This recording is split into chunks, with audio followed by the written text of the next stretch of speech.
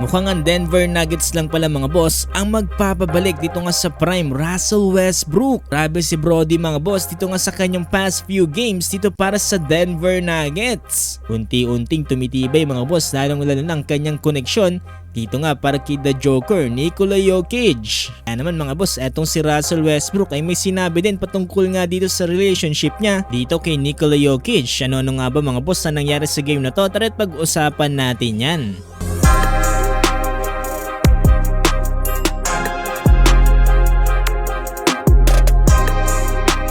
Dito nga mga boss sa naging laban ng Denver Nuggets kontra nga dito sa Atlanta Hawks ay nagpamalas ng napakagandang performance etong Nuggets. Lalong-lalo na mga boss ito nga sa panguna ng Nikola Jokic at Russell Westbrook connection. Ngayon nga kasi sa reporter mga boss simula nang nilagay sa starting lineup etong si Brody ay nagkaroon nga ng 9-3 record etong Denver Nuggets. Kaya mukhang ineksperimento nga dito ni Coach Malone gawin ng permanenteng starting lineup etong si Brody. Pero dito pa lamang kasi sa first half mga boss etong si Brody ay nakapagtala na kaagad mga boss ng 8 assists alone. Di pa dyan kasama mga boss yung mga puntos na nagagawa niya para dito sa Denver Nuggets.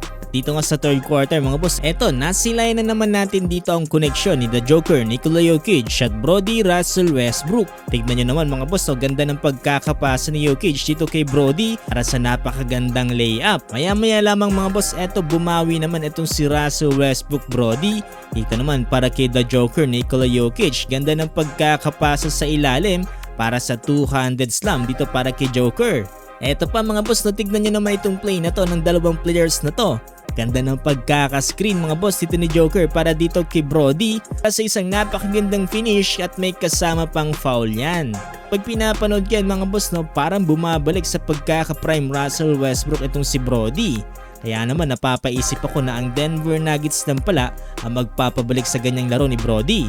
Ito nga pala sa naging laban na to mga boss, panalo ang Denver Nuggets sa final score na 139-120. At nanguna nga dito si Nikola Jokic with 23 points na sinusundan ni Jamal Murray with 21 points. Etong si Brody naman mga boss 16 points, 2 rebounds with 11 assists with only 26 minutes of playing time. Napaka-solid nun mga boss Ang taas ng efficiency niya dito sa game na to plus 24. During nga sa interview mga boss naitanong si Brody kung kamusta na nga ba daw ang kanyang experience dito nga sa paglalaro along with Nikola Jokic. Ilang humble na sagot dyan ni Brody mga boss well napakaswerte pa nga daw niya dahil nakasama niya ang best player in the league at ito ngayon walang iba si Nikola Jokic. Ang kinakailangan niya na nga lang daw gawin ay i-lead ang way para dito kay Nikola Jokic. Sa gayon ay mas maging maganda ang way ni Nikola Jokic para nga dito sa kanilang team. Yan nga mismo mga boss ang nakikita natin dito sa ginagawa dito ni Brody at talagang tinutulungan niya itong si Nikola Jokic para nga dito sa kanilang team na Denver Nuggets at nagiging effective nga yan.